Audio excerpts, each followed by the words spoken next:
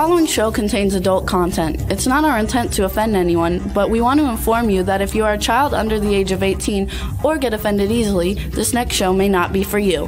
The content, opinions, and subject matter of these shows are solely the choice of your show hosts and their guests, and not those of the Entertainment Network or any affiliated stations. Any comments or inquiries should be directed to those show hosts. Thank you for listening.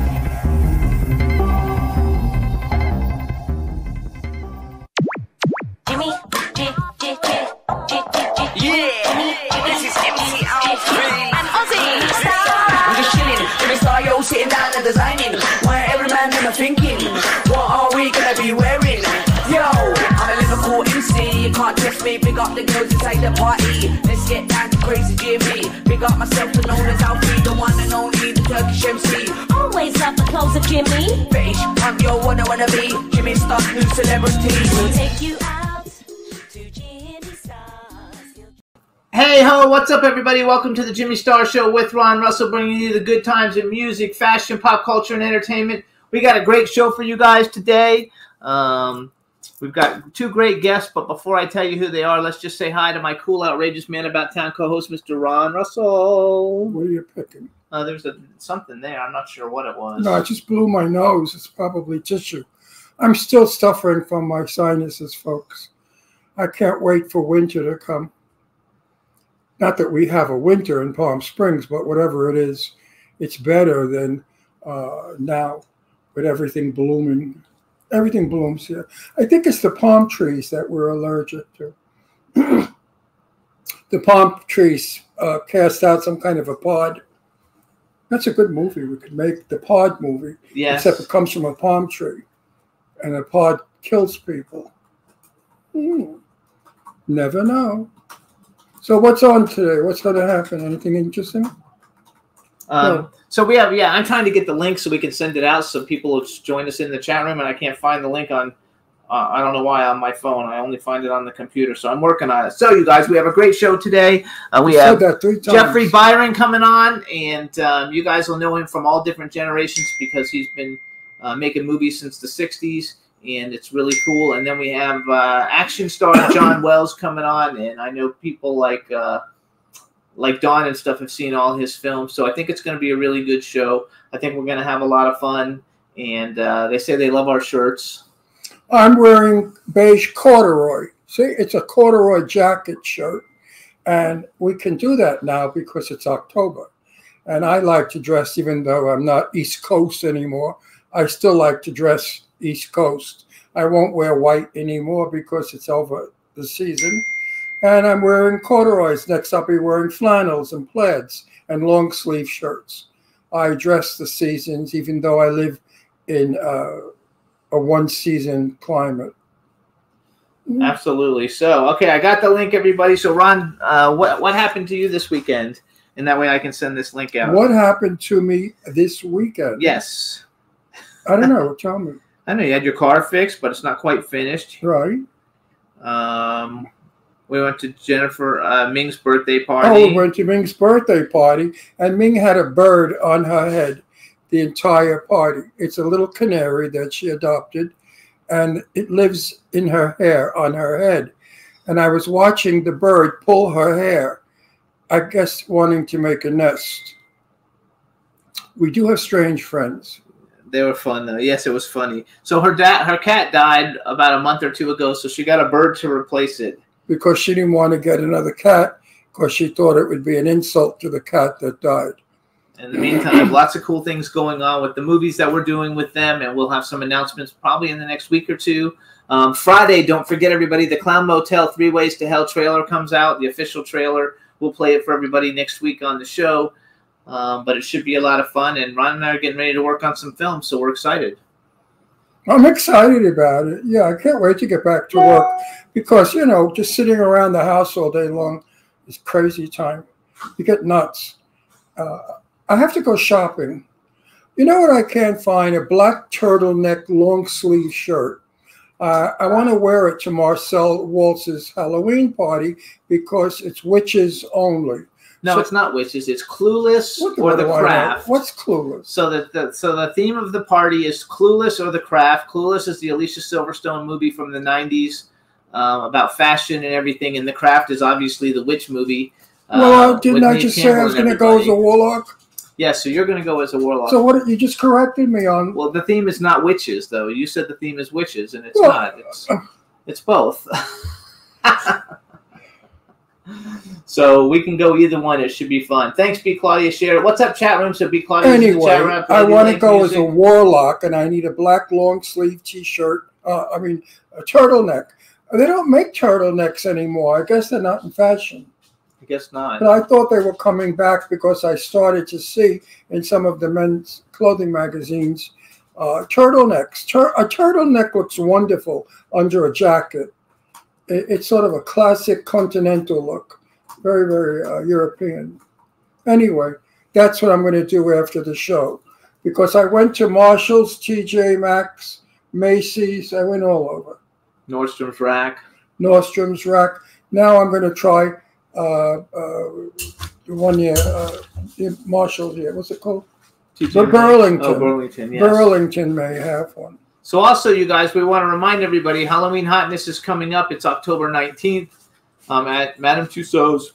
All the money raised goes to St. Jude's. Ow. And it's a great cause. They've got a lot of great celebrity guests. Ron and I will be there. It's a lot of fun. If you can't come, you could still donate $1. And it would be cool. But if you go, and you get a VIP ticket, you can hang out with all the celebrities that are there. Or you can get a regular ticket. You still get to take pictures on the red carpet, and there'll be hundreds of people there, and it's a lot of fun. This is our 4th year sponsoring the event, so it's a lot of fun. Also, we want to say hi to the chat room. Tina joined us, Lady Lake Music, and Stefan, and B. Claudia is in the chat room. I'm not sure if Dawn is there. Lady Lake said if she was going to a Clueless or Craft, she would go as Cher, which is Alicia Silverstone's character in... You guys, Clueless is one of the greatest comedy movies ever if you like fashion, because it's the most fashionable movie ever made, and it's hilarious. So it's a lot of fun. I've never seen it. I love it. It's one of my back when I was designing clothes, that was like my go-to movie to watch. It's my favorite movie. It's fantastic. And you have seen The Craft. I was busy raising my daughters. I didn't have much time for much. I guarantee you that they watched Clueless because they were fashionistas. Yeah, my daughters watch everything because I kept them prisoners in the house. Yeah. You kept them prisoners in the house. They weren't allowed to go out because there were men out there. No, I'm not kidding, of course. Right, so, my sweet. Look at you, my little honey bun, my little chicken. This is Astro. I love you. And Dawn just joined us in the chat room. Hey, Dawn, nice to see you. Hope you're feeling better. We want to tell everybody. First, I want to thank everybody because in the last 2 weeks, we got about 7 million plays on past shows. So we want to thank everybody for that. Also, let you know that you can listen to the show on Red Circle, Apple Podcasts, iHeartRadio, SoundCloud, iTunes, Spotify, Amazon Music, Google Podcasts, Radio Public, TuneIn, Pandora, and Amazon Prime. And if you want to watch it, then you can watch us on YouTube. And the show goes up. The show goes up every week, a couple hours after the show for everybody to see it. We want to thank everybody for tuning in. We've had some really great guests. It was a really good month, and we want to continue it. And we've got 2 great guests today, so it should be a lot of fun. This is Astro, you guys, our little rescue. Anybody who doesn't know him, he's the reason I live. I love my boy so much. I can't breathe. Do you know Devin Vasquez, who is Ron Moss's wife? They have a little dog like this called Prince. And I've never met anybody in my life that's as crazy about their dog as I am. And Devin, her little Prince has a foot infection. So let's all say, Prince, get better quickly. Absolutely. You guys know Ron Moss. He's the famous soap opera star. Devin, his wife, won what is it called? Star Search. Won Star Search back in the day. She's an actress and a model. And his song was "Baby Come Back." Yeah, Baby, come back. As a singer, that's his song. He's one of the people in Player, so it's all good. And he's a good friend of ours with his wife, Devin. She's absolutely gorgeous, Playboy model. Also, she won something, didn't she? Win on? She won Star Search. Star Search. She won Star Search, and she's on. They're executive producers of The Bay, the series, which is like a hugely Emmy-winning. We're going to have them on eventually. Again. again, we've had them on, but I want them on again because they have so much to tell us about their trips to Italy. Where they love Italy and they're always there. And now they've just moved to Arizona so we could get the update on their life. Yes. All right. So what we're going to do now is bring on our first guest. Yes. So let's bring on our first guest. I'm excited. I've seen almost all of the stuff that he's done. Okay, Astro, and it's going to be a lot of fun. You have to behave now. You've had enough television airtime. Hello, Jeffrey. Hello. How are you? Hello. I lost internet for a second, but I'm back. Good. Well, we're glad you're back. So we want to do an introduction. I just wanted to make sure we could hear you. Make sure you have your volume up all the way. Yeah.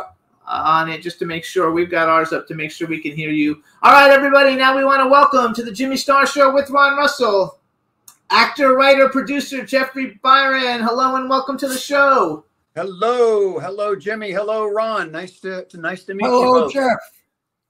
Hey, Astro. I'm going to put Astro down. Put him down. Yeah. He had his he had his airtime. He had his airtime.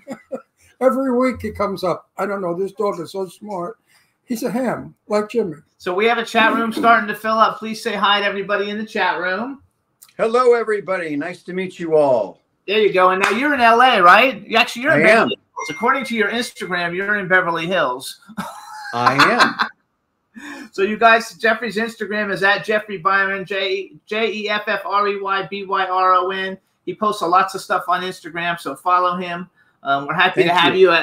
My cool, outrageous man about town, Ron Russell. Fantastic. By the way, Ron, I know where you can get a turtleneck. Where? Believe it or not, you can get a turtleneck on Amazon. No, it's a mock. It's a mock. It was a mock. Oh, turtleneck. a mock turtleneck. I don't want know. a real turtleneck. You don't want to hold. Right. I want a turtleneck that you roll. No, he wants a real one, but we only saw mock ones when we did it. But I'll have to do it again and look closer. The mock turtleneck is only one. It's not folded, and it looks like a woman's blouse. Got it. Are you a contemporary? I wear turtlenecks all the time, so I know. Are you a contemporary of mine? Because you've been around in the 1960s. I don't know about you, Ron, but I'm ancient. So.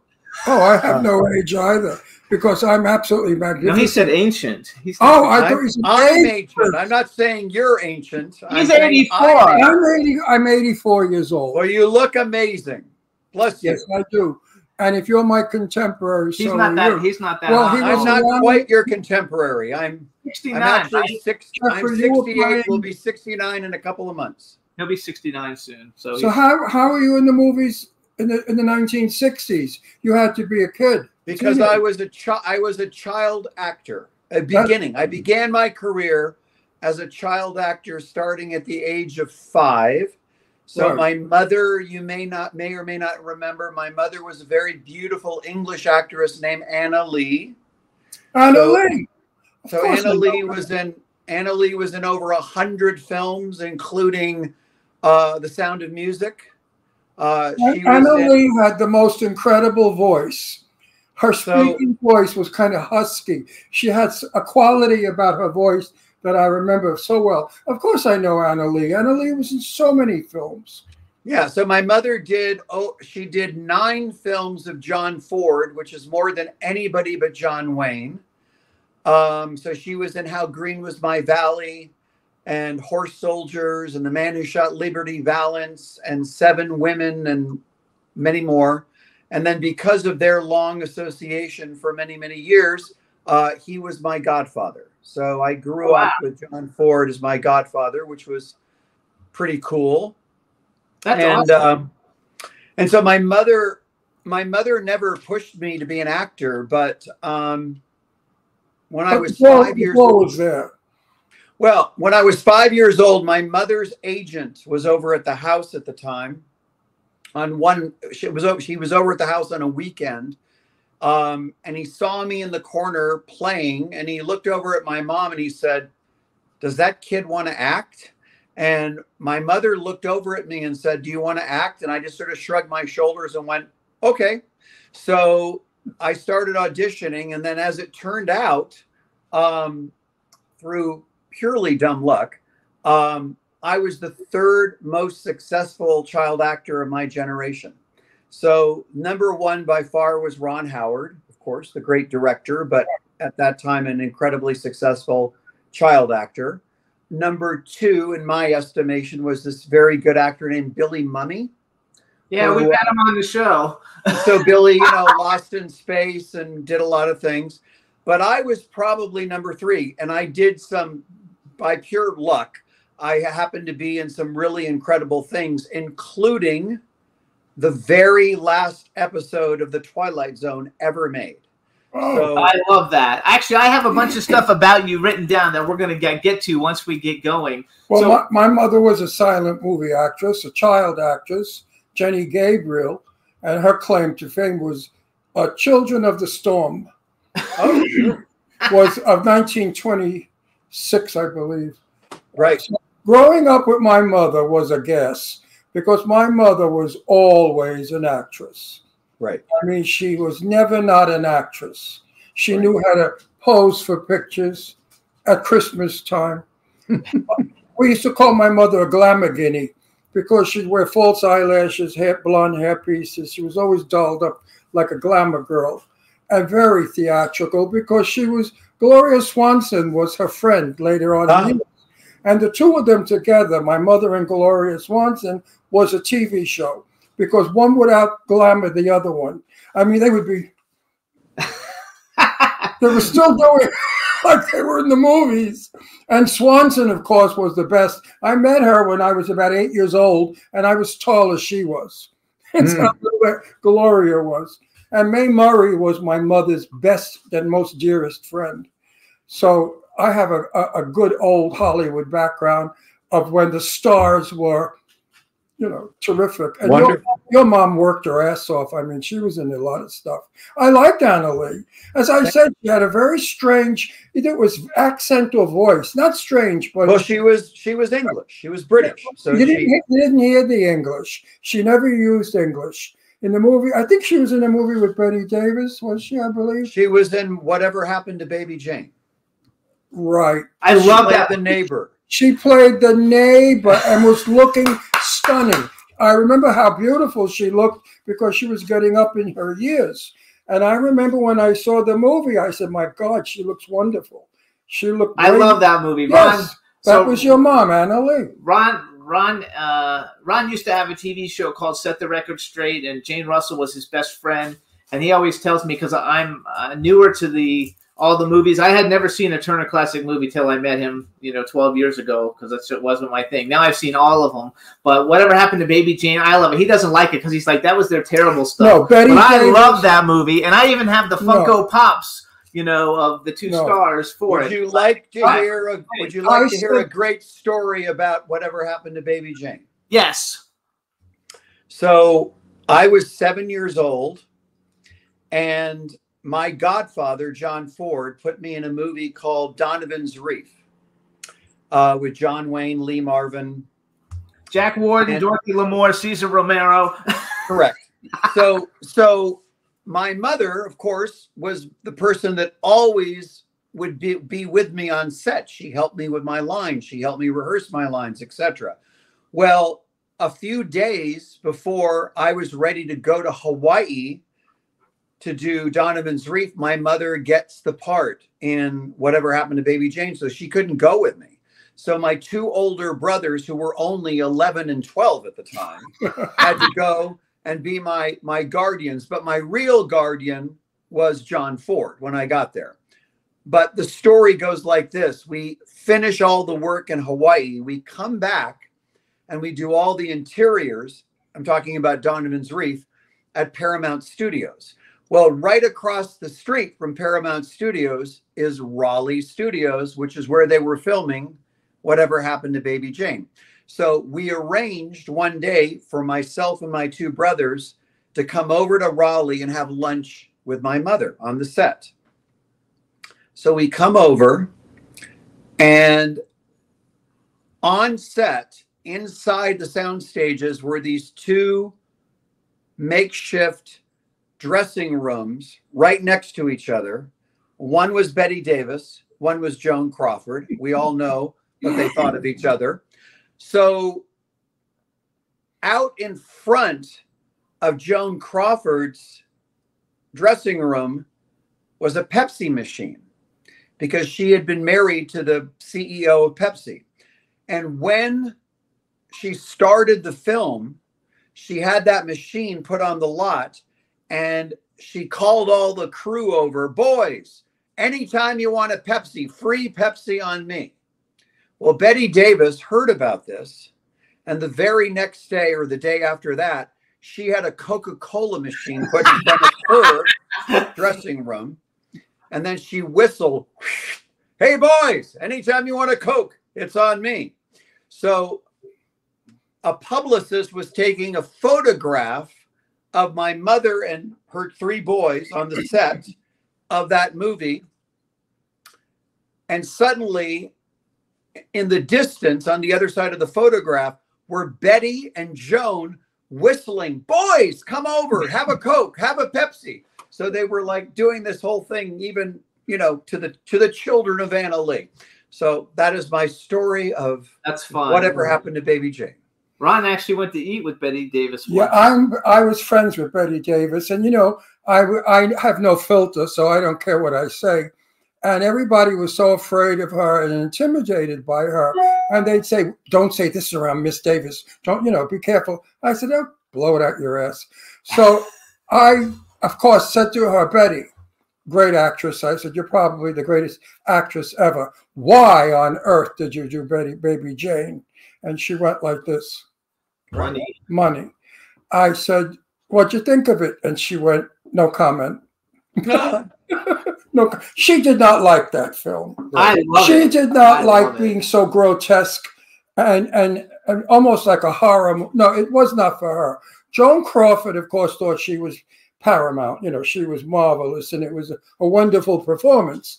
But Betty Davis found it to be humiliating and very degrading. That her assistant told me. So wait, I want to brag a little. Let me brag. Please. So for you guys, first of all, but your mother, I just want to say again, your mother was beautiful in that movie. What was she, about 50? Yeah, right around 50 years old. I mean, her figure was lovely. She was. I remember saying that because I had seen Anna Lee back in the 30s.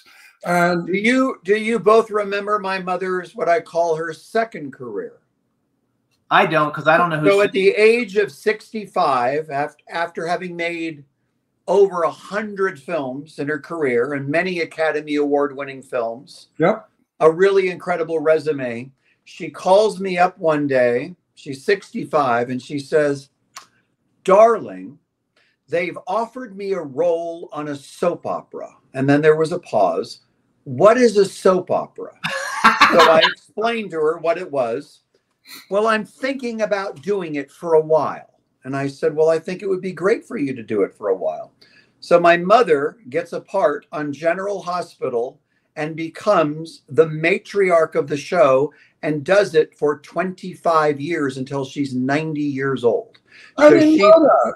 She played a legendary character on General Hospital. The character's name was Lila Quartermain. Oh my gosh, that's so awesome. I have had well, first of all, we've had a ton of people from General Hospital on the show.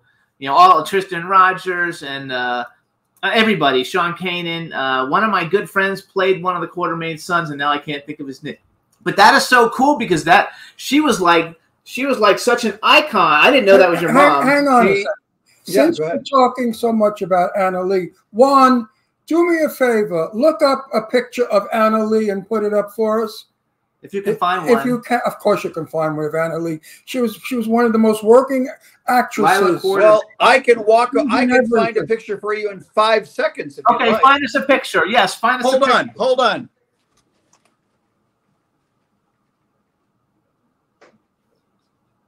La la la la la la la la. You guys went to go run and get a picture real quick. He went to get a picture of his mother. She was a character actress, and she worked in so many movies. And she did have a very special voice. That was my mother when she was known as the British Bombshell. Hold it over. To move over to your left. Your left. There you go. Hold it. That doesn't even look like her. Get a picture that looks like hang on. her. No. Here's a whole bunch of pictures that look like her. That's her when she was playing Lila Porter. No, that's a beautiful picture, but that's when she's about 20. My mother, forgive me for interrupting, but my mother was not a character actor. She was a leading lady. She played opposite John Wayne. There you go.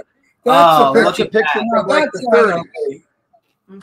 There you go. Absolutely. That's and then if you remember that story that I told you on Whatever Happened to Baby Jane, that is the picture. Hold on. Hold on. Okay, now you got it. To your left. This picture.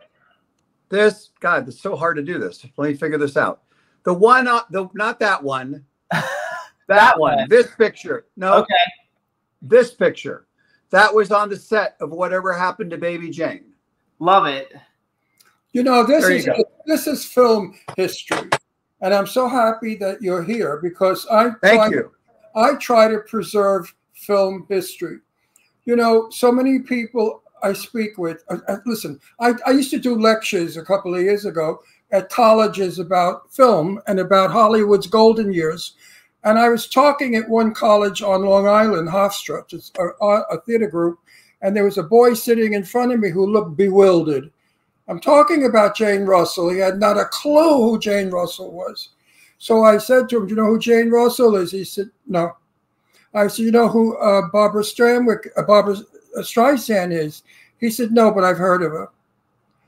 And I thought to myself, what the hell is wrong with us? If you go to Europe, Anna Magnani is as new today as she was 40 years ago, 50 years ago. The French Brigitte Bardot is still happening.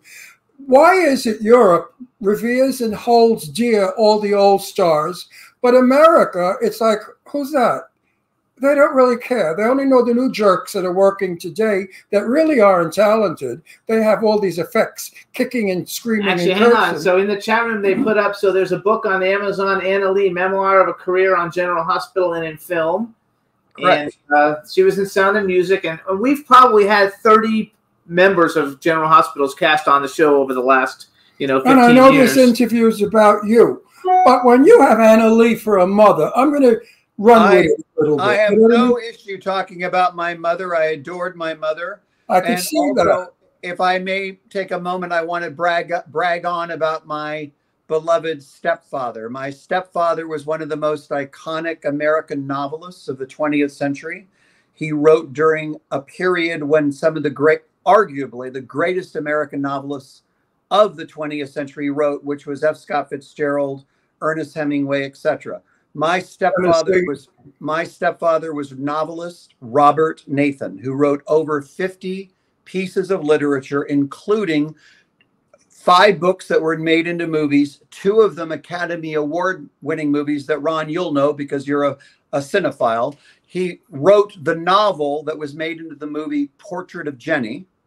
Oh, my God. He wrote that? And one of my favorite. I knew it would be. Wait, Jennifer Jones. And he wrote the novel that was turned into the film The Bishop's Wife. That's our favorite film. We see it every year. We watch it every year. And this, I'm gonna turn this over. Let's see if I can get this. These are all of his novels. I have all the first edition novels, over 50 of them. And this is just getting back to me for a moment. I really much prefer talking about my family than me, but this is what I'm doing today. Oh, you came from Hollywood. You came from Hollywood royalty. He said this is what I'm doing today, aside from I'm still acting. I still have my foot in the door as an actor, but my main profession now is I control the rights to all of my stepfather's works. So I am developing select Robert Nathan novels now with some extraordinary people. I can't really tell you who they are right now because we have to get it over the finish line, but I'm working with some really great people. I will tell you about one person that I'm working with because you might know her. She's my best friend. I've known her since I was 17 years old. She in her own right is an iconic actress, having done over 200 films and television, etc. But more importantly today, She has the ear of everybody in Hollywood. She's known to have incredible relationships with A-list directors. People always want her opinion about movies, like whether they should make a movie or not. She knows every movie star in the business. She has what many people call the golden Rolodex. She's my best friend. She's also my partner on the Robert Nathan Library, and her name is Colleen Camp. Do you know that name? I do. I do, absolutely. Colleen Moore, but not Colleen. So Colleen Camp was and is a very successful actress, but also a very successful movie producer. And as I mentioned, she has the ear of all the top A-list Hollywood directors, actors. She's also does something which is very much in vogue now. During the Academy season every year, all the studios want their select movies promoted for Oscars. And Colleen is hired independently by studios to put together screenings, etc. There are stipulations, you know, legal stipulations. You're only allowed to do certain things, and she follows all those rules. But the studios hire her because, as I mentioned earlier, she has what is known as the golden Rolodex. So she can get a turnout. She can get people to come that will support these movies. So she is kind of a woman of many trades. She's involved in the event business. She's a movie producer. She's an actress. Okay, but let's talk about you. Wait, go back to her. No, wait a minute. I want to get to him because you're important right now. Are you remaking Jenny? And no, I'm not doing any remakes, and no disrespect, but I personally am not a fan of remakes. I hate them. We hate them. I hate them. So, but there's so much rich material that my great beloved stepfather wrote that I don't even have to think about making a remake. I've got all this incredibly rich, you know, beautiful material. I don't know if you remember his writing, but he was called the master of satiric fantasy. And what his themes were with movies, most of them were love stories, but they had kind of a supernatural twist to them. Yes. So they all have this kind of, so, you know, we're developing one incredible novel right now, which we're very excited about, which is called Stonecliff. And Stonecliff is a romantic thriller. And when we pitch Stonecliff, we call it's where Hitchcock's Rebecca meets Shutter Island. It has that vibe to it. And it's a really incredible story, very much a Hitchcockian thriller. I will share this bit. I'm very careful about telling you who's involved in these things because I'm frankly superstitious. But I will tell you, I will tell you, I'm happy to tell you who wrote the screenplay, who Colleen discovered, and who is now, and you may not know this, but I can tell you on good authority, he is currently the hottest director in Hollywood. He wrote Stonecliff. He's intending to direct Stonecliff if we can find a free spot for him. But his name is Osgood Perkins. He's the son of Anthony Perkins. And he wrote and directed. Legally Blonde? Isn't he the actor who was in Legally Blonde? He was.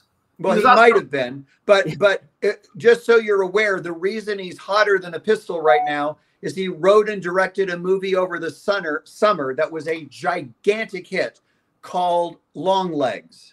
Yeah. So Long Legs has made $150 million already. So he's getting offers from everybody, studios, movie stars. Everybody wants to be in business with him. So he wrote the screenplay of Stonecliff. So we are very anxious to get him to direct that. And it is, and like, as you all know, because you're veterans of the movie business, it all has to do with availability. And like, he's got other things that he's working on right now, but we're excited. First of all, he's a dear friend of mine. His mother, by the way, was an incredibly famous photographer named Barry Berenson. Barry Berenson, yeah. She was Marissa Berenson's sister. Yeah. And on a very, very sad note, his mother, Barry Berenson, was in the first plane that hit the World Trade Center. Wow. So I'm sorry, go ahead. I was going to say, I want to go back just with Osgood Perkins, because we have a 6 degree of separation, because I'm involved with a movie called Quigley, and he was in the movie, and now we're like working on funding for the sequel for it. And it was put out in 2003. And he's got one of the main characters in Reese Witherspoon's Legally Blonde, which is one of the greatest rom-com type movies like ever. Oh, I know the movie very well. Yeah, so he's fabulous, and he's one of the main characters in it. And so he's a really cool big deal. But I want to brag for you a little bit, because I didn't get to do it. So you guys, here's just a few of the things that you might have seen Jeffrey in. If you're in your 40s or 50s or 60s, you've seen him. You know all of these things. He was in the last episode of The Twilight Zone, like he told us, The Fugitive, Bonanza, Macmillan and Wife, which Ron was in a couple episodes of. The Fantastic Journey, Dallas, Wonder Woman, BJ and the Bear, 8 is Enough, Lois and Clark, The New Adventures of Superman, Matlock, which now they just rebooted Matlock, and your friend is in it. Right, Colleen is in it. Yes. Yep. Baywatch, Hotel, T.J. Hooker. In soap operas, you've seen him on The Young and the Restless, One Life to Live, All My Children, Port Charles, The Bold and the Beautiful. I mean, those are like all the majors. The only one you were missing is General Hospital, actually. Well, you know what they did, by the way. Port Charles was a spinoff of General Hospital. So when they hired me to do Port Charles, I said to them, I will graciously accept your offer, but I have one condition. And they said, well, what's that? And I said, will you write a scene for me and my mother to do together? And because a lot of the characters would cross over, because it took place in the same place. So sure enough, about a year into production, they wrote a scene where my character comes off an elevator and Lila Quartermain in her wheelchair is standing right in front of me, and I bump into her and we have a little conversation. So that was really great to get to do that. So wait, I want to just let me just finish bragging. I'm almost done. You guys, some of the great movies you've seen him in: Donovan's Reef with John Wayne, Jack Warden, Cesar Romero, Dorothy Lamour, and Lee Marvin; Hot Rods to Hell with Dana Andrews and Jeannie Crane; At Long Last Love, Burt Reynolds, Sybil Shepherd, Madeline Kahn, Eileen Brennan; Nickelodeon with Ryan. I think you played Tatum O'Neal's husband or boyfriend in one of these movies, don't you? I played Tatum O'Neal's first ever adult love interest in a movie called International Velvet. Yes, correct. Okay, International Velvet. I gave her very first on-screen kiss. With Tatum O'Neal, Christopher Plummer, Anthony Hopkins; The Seniors with Priscilla Barnes, Edward Andrews, and Dennis Quaid. And then Nickelodeon also has Tatum O'Neal, Ryan O'Neal, Burt Reynolds, Stella Stevens, John Ritter, and Brian Keith. Stella. He was friends with Stella. My good friend was Stella. I love Stella. Sure. Wasn't Stella nice? Stella was very nice. I met her many times. She was one of the sweetest friends I ever knew. And then you guys, in more modern movies nowadays, first of all, he had another movie that was great. And this is like it was called The Dungeon Master, which is like a cult film, which I think you actually wrote it and starred in it, right? I wrote one episode, and the poster behind me was the film I did right before The Dungeon Master called Metal Storm, which was also a huge cult film. So Metal Storm was meant to probably go straight to video, but through a series of events, because it was a 3D film, that summer, Universal was coming out with Jaws 3D. And when they screened it privately, they knew it was a disaster. And during that era, 3D films had to be projected on a special screen called a silver screen. Well, Jaws 3D was in 2,500 theaters, and Universal was up a creek. So the writer-director of Metal Storm, a legendary guy, by the way, named Charles Band. Charles Band is a cult hero. He's sort of like another version of Roger Corman. He's made like 300 films. He's a puppet master films, I think. Correct. He stops production. Get this. This is a great story. He stops production in the middle of shooting Metal Storm. He puts together this 15-minute reel. He says, Jeffrey, you and I are going to the Cannes Film Festival together. We go to Cannes. He does the 15-minute presentation. He shops me around like being the new big hunky star or whatever. And over the course of about 5 days, he sold Metal Storm to Universal for $5 million, which was a lot of money back then. And when Universal came out, it premiered in 2,500 theaters and made $30 million. This was a movie that cost about $500,000 to make. So it was one of those extraordinary stories that happened to be right place at the right time. So I want to do one more thing and then you can do. Yeah. All right. So I want to play everybody just to get an idea of Jeffrey in this movie, because it really is a cult movie. So we're going to actually play the trailer for The Dungeon Master for everybody to see. I popped it off of YouTube. Hopefully we don't get in trouble for it. So you introduce it, and then while we're going to play the one that says The Dungeon Master, you introduce it for us. We'll play and hang on. We'll be right back. Great. So The Dungeon Master was a film I did in 1984, directed by Charles Band and 6 other directors. There were like little sequences in the film, and I wrote one of those sequences, and my brother, who's a very talented director, directed it. Here you go, everybody.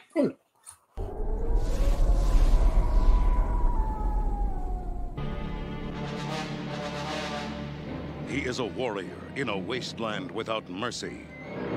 It's the little guy. He has survived where countless others have died. Good shot, huh? He has destroyed all that would kill him. Out of control. He is the only one who can face the challenges of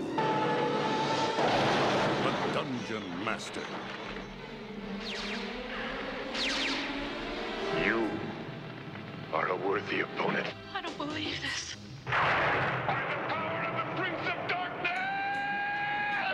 I dub thee Excalibrates. Discover the secret of the Statue of Stone.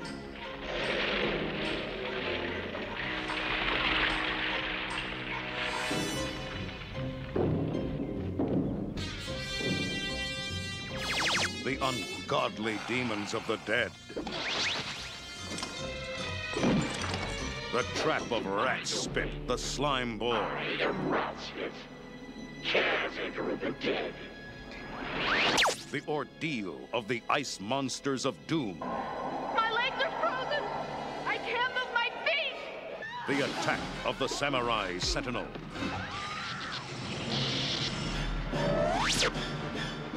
The treachery of the monster of good and evil. A warrior trapped in a timeless void, locked in mortal combat against the overlord to the agonies of strange beasts and lost souls. Prepare for the end. The Dungeon Master. Rated PG-13.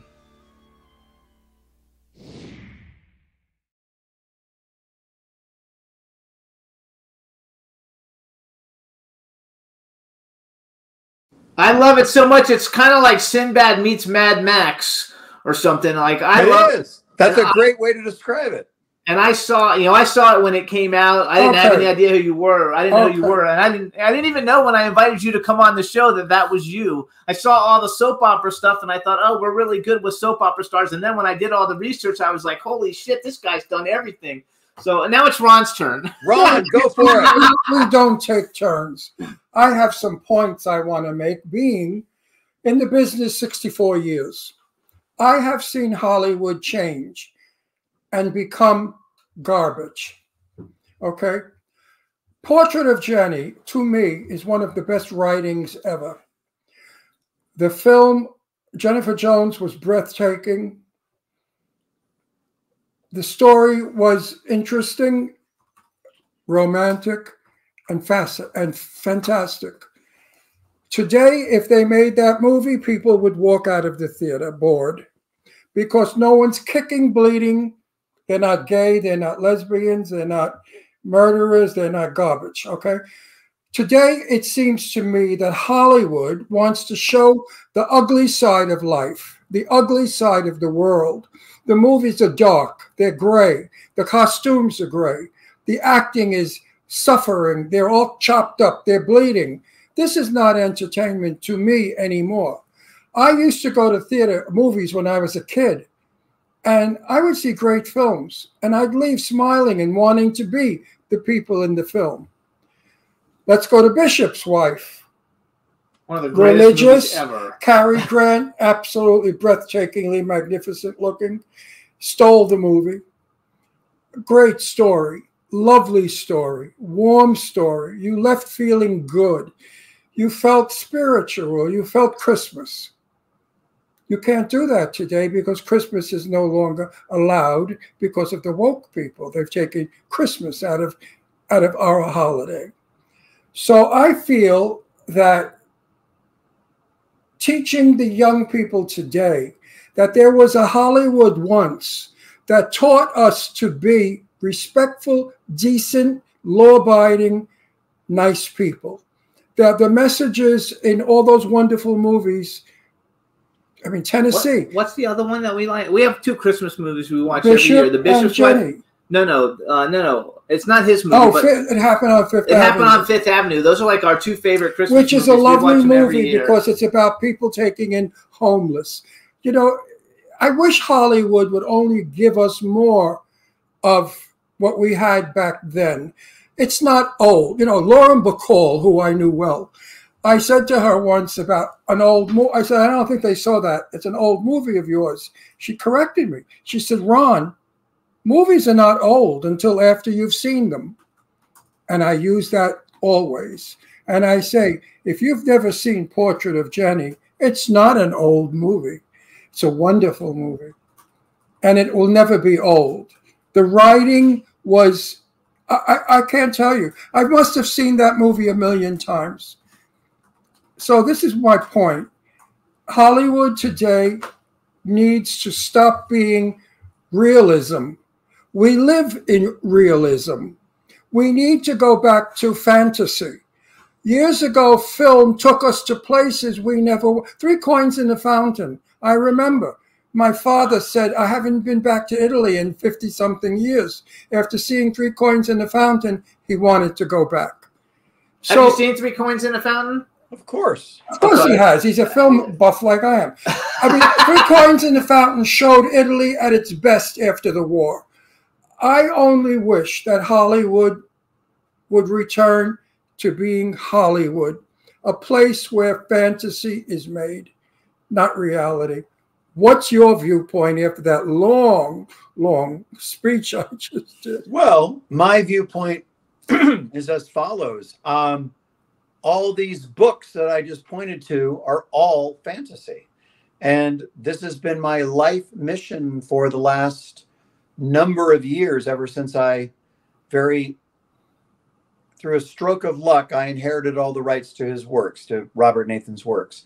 So, you know, most people that aren't in the business like we are don't know the backstories of movies. So if somebody goes to the cinema and sees a movie, they don't know that that movie might have taken 5, 10, 15 years to get made, because there's always a backstory about a movie. Like I always use this as an example, and this is one of probably thousands of examples, but Forrest Gump, an incredibly successful movie, made $300 million. It won, I believe, 10 or 12 Academy Awards. One of the most successful movies of all time. It took 10 years to get made. So that means for 9 years, studios turned it down. There were 4 or 5 different actors attached to it before Tom Hanks took it. There were 4 or 5 different directors attached to it before Robert Zemeckis ended up directing it. So there's more often than not a backstory about getting movies made. But I have some extraordinary material that my stepfather wrote. And my partner Colleen and I have always believed the following. All we have to do is get one of these made. Now, it's got to be good. We have to do our job. We have to have good actors and a good director, and the audience has to respond to it. But if we get one, just one made, then it completely changes the outlook of the entire library. I have 45 available titles. That's a lot. So he wrote 52, 53 pieces of literature. 45 of them are untouched. So my goal has always been the following. We get a movie made. people respond to it favorably, then typically the way, and Ron, you know this, Jimmy, you know this, once you get something made, then Hollywood goes, where have you been all my life? Yes. You know, so, you know, I've been right here. You just haven't been paying attention, but now they'll pay attention. So what I want to do is I want to do an overall deal on these books. So some of them will be movies. Some of them will go to television, be television series.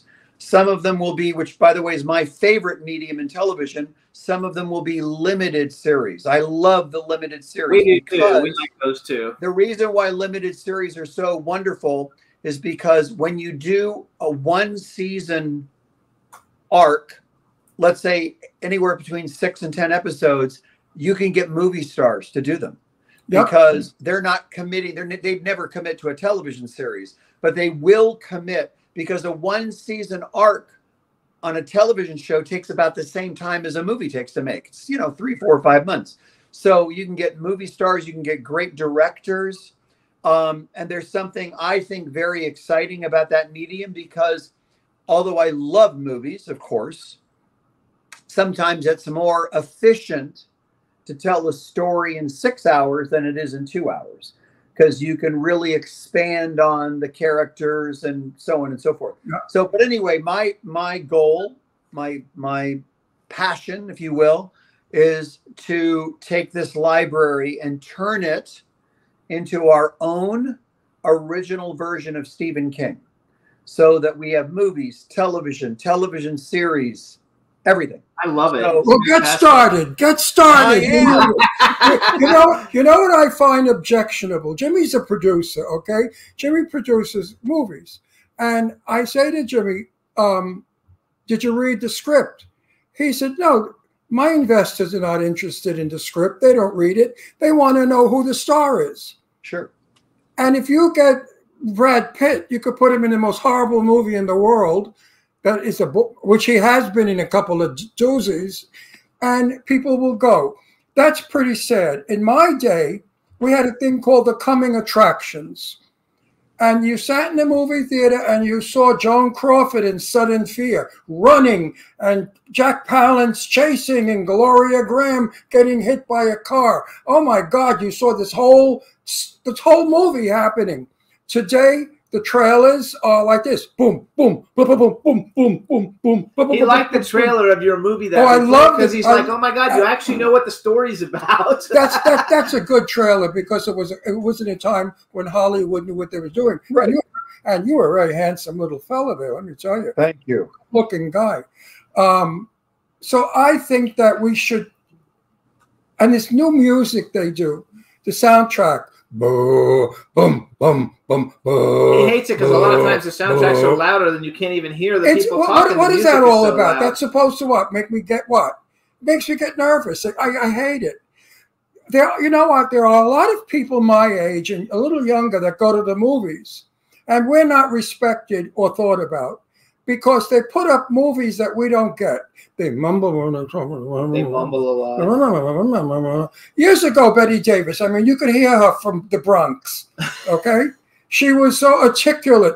Now we must do the, I mean, it was not overdone. It was just the way people spoke back then. You know, movies don't have to be life. Movies can be fantasy. Movies can be dramatic. Movies can be fake. And you, my friend, I'm going to follow.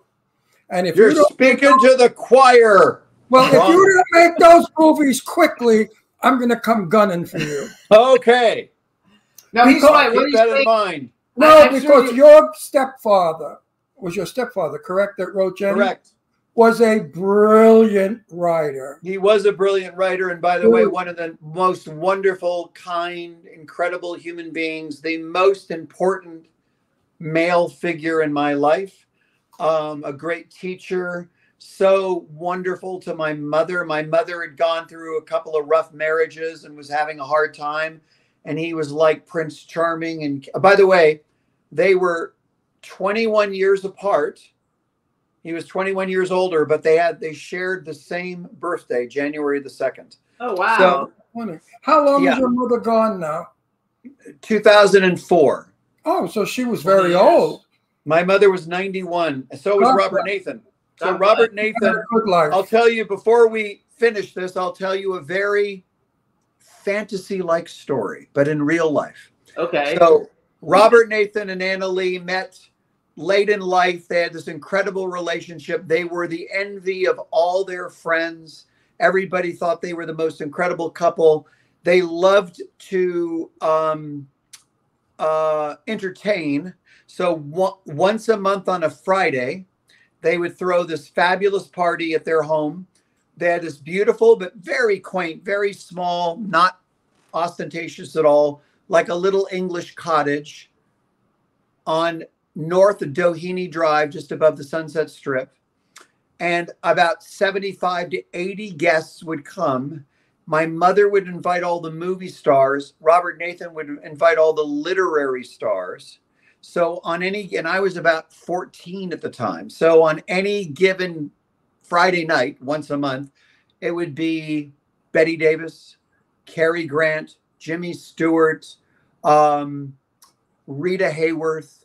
On the literary side, Harold Robbins, Irving Wallace, Irving Stone, all these legendary people. And they were great entertainers. You know, there was a joke, a running joke, like if a bomb went off, the whole town would close down because everybody was there. But going to their fantastic love affair, by the way, the last 5 novels that Robert Nathan wrote, because he was prolific, he wrote for 5 decades. Very first book, 1920, very last book, 1978. His last 5 novels, the female lead in the novel was my mother. He made the character my mother. So married for 15 years, 21 years apart, same birthday. Robert Nathan dies at the age of 91 in the month of May, dies at home in bed around loved ones. 21 years later, my mother, at the exact same age, 91, dies in the month of May, 4 days apart from when he died, at home in bed with people around her. Beautiful, though. Actually. So you see, there is something to destiny or whatever of being together. Correct. That story is definitely saying something. I used to go to a lot of Hollywood parties. Lee Winkler of Global Enterprise, my best friend, would throw lavish parties, his wife, Perry Winkler. And I met the star, Rita, and all those people. I met them at old ages. They were all very old. Yeah, yeah, me too. When I met Rita Hayworth, she didn't even know where she was because I said to her, hello, Rita Hayworth. And she said, oh, I remember you from, and she went like that. And I had never met her before. So I met them at their declining years. But they were still stars. 100%. They looked like stars and they behaved like stars. Today, if Jimmy and I go to parties and we meet the current stars, they look like they just washed the floor, the bathroom floor. They are vulgar, drunk, or stoned, or common as could be, and trash. Most, not all. I mean, we have some wonderful, famous friends that are lovely, but it's not what it was. So Hollywood on the outside has deteriorated as it has on the inside. See, you're old Hollywood. You've got style. You're well-spoken. You've got class. You're important to me. Sometimes we have people on this show that I say to Jimmy, why? Because they come on this show as idiots, dressed like crap, and they're not good for our show. And Jimmy said, yes, but they're the most famous actor today. They make millions and millions of dollars. And the number, whatever that stupid number is they go by, they're 35 on the number. Like on IMDb, I'll tell them they're like number 35 on IMDb, which, by the way, your friend, Colleen Camp, who's your business partner, she's way up there. Oh, yeah. She's like 200. She's like 200. I'm like 5 million. Do you think I care? Do you think I care? I mean, you're as good as your last performance, as we all know. So if your work is good, what do you need a number for? That's terrible, that number thing. You know, Cary Grant got hired all the time because Cary Grant was a favorite of people. When I was in love with Cary Grant, I'm still in love with Cary Grant. I tell Jimmy all the time, when I used to go to the racket club, sometimes Cary Grant would be there. I'm only sorry he didn't choose me to have sex with, because I would have had sex with him 20 times a minute. I mean, Cary Grant to me is the ultimate sexy guy in the world. Jimmy loves him. Yeah, I think he's gorgeous. So I like Gary Cooper though better. No. Gary Cooper's my favorite. Cary, I've never met either one of them, and it's a sad part of my life. So hang on, I want to go because we've only got a couple of minutes. So number one. No, wait a minute. I want to. First of all, we'll bring him back. I'm inviting you back. Thank you. Because you're. And when I come back, I'll wear a turtleneck. No. So because you're a terrific guest. Going back to your and you have so much to say, and it's real. It's the real deal. You're not bluffing. And I was I enjoyed your mother's work because she always played. Well, she played a lot of times the victim, the woman that didn't get the guy or whatever. I can't think of any of the movies offhand, but I remember Anna Lee. Of course, I remember Anna Lee. Anyone in Hollywood that doesn't know her was never in Hollywood. So wait, I want to say something. I want to go back to you. I want to go back, though. I want to say, first of all, you know, he's right about the thing about, you know, who's going to be in your film. I recently pitched a 3-film slate without anybody attached to it, and it's the first time, you know, I've ever been successful at it because everybody wants to know who's in it. So I'm excited about it. But here's something I ask everybody who's been in the industry and who works in the industry, and your answers might be different just because of the extensive history that you have. But something that we always ask everybody, or I always ask everybody, is if bucket list, male or female, if you could work with anybody living or dead that you haven't had a chance to work with, who would you like to work with? And like I said, it could be living or dead. And then the sequel, or the second half of the question, would be, if you could have ever been in any movie ever made, what movie would you have liked to have been in? Well, that one is easy. I'll get to the easy one second. I would love, I mean, you know, there are more than a dozen people, of course, that I would love to work for, but just, I'm using the old thing. What's the first thing that comes to your mind? I would have loved to have acted opposite Ingrid Bergman. So Ingrid Bergman was a great friend of my mother's. And when Ingrid Bergman went through the very difficult time in her life when she left her husband for Rossellini and she was blacklisted, my mother was the only person that took her in. She actually lived at my mother's house. My mother gave her clothes to wear, and they were great friends. So flash forward many years later, and this was sadly probably 6 to 8 months before she passed away. I'm in London. I'm 22 years old. I'm making a movie for Disney, and I have a day off, and I'm in line waiting for Barclays Bank to open, and there are 3 people in line in front of me, and one of them is Ingrid Bergman. Wow. So I walk up to her, I tap her on her shoulder, and I said, Miss Bergman, forgive me for interrupting you. And she presumed, you know, that I was a fan, right? And she was very gracious. And I said, let me just quickly mention the following. My mother was Anna Lee. She burst into tears. Sure. And she grabbed me and held me and wouldn't let me go for like 2 minutes. And that memory will always be forever etched in me. Beautiful memory. But I loved her. You know, I'm a huge Hitchcock aficionado. So I would have loved to have been in one of those great Ingrid Bergman, Suspicion or Notorious or whatever. So I loved her.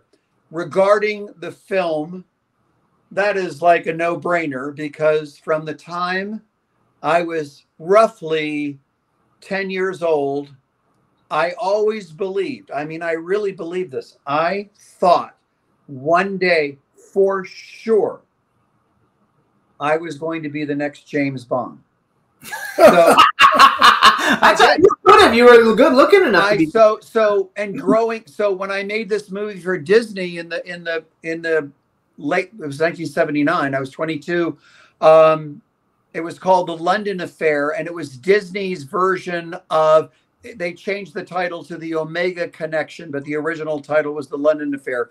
It was about a 21-year-old secret agent like James Bond. So when I was making the movie in London, and by the way, I was working with all these legendary, incredibly famous English actors, one of which is Roy Kinnear, Yes. Nigel Hawthorne. I mean, all these greats, right? So when I'm making the movie, I'm getting quite a bit of press. And in the press, it was all over the Daily Mail and this and that. The next James Bond, Baby Bond, all this kind of stuff. Because I did resemble a little bit like a young Roger Moore. That's kind of, and Roger Moore was James Bond at that period of time. So I always thought this is going to happen one day. It didn't. but that was the role that I always wanted to play. I love it. And so who would be a male? You gave us Ingrid Bergman. Who would be a male you would have liked to work with? Daniel Day-Lewis. Great actor. Really?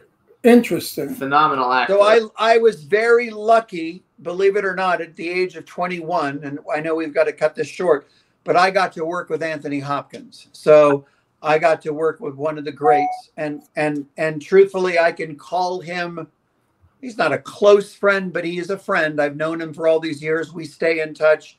He is the loveliest man in the world. Yes. I got to know him extremely well, and he's extraordinary. And to be in to be in a movie where you act like, think about this for a second, how lucky I was. I got to be in a movie where I acted opposite Anthony Hopkins in one scene. I got to be in a movie where I acted opposite Robert Duvall in one scene. I've been really lucky. I've worked with some of the greats. So there you have it. I agree with you. My friend Lee Winkler, again, of Global Enterprises, Anthony Hopkins was his client. So Lee was very close to Anthony Hopkins, and he was always up at the house in Truesdale Estates. So I've met him a few times. I just had to say it to him, I love your voice. Talk to me. And he started to laugh. He said, what would you like me to say with that wonderful voice? So I said, I love you. So I love you. In the year 2000, I think it was 2000, he very graciously invited me to lunch at the Grill in Beverly Hills. Right. And we were sitting in the booth, and the waiter came up and he said, Mr. Hopkins, what would you like for lunch? And he said, I'd like some fava beans with a nice Chianti. Oh my God, that's so great. I love it. All right. You are fabulous. I just love you. I really do.